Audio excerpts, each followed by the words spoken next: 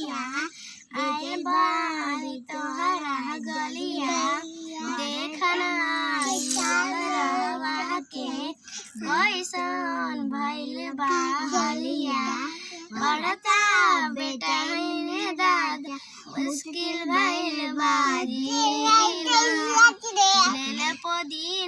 लेला पुदीना सोचतानी बरम बाबा झट से कराई दर्शन मवा से हमारा मिलन होए जाता हम गई जन परनवा हो बेजी दही गावतानी गनवाए राम रुचि भाभी एक मिनट आती काहे ना आइल बड़ा मिले हो ऊपर से मन हमार हिले हो पकड़ नहीं पाता दूध बड़ी जाए बिना दहिया आज है भैया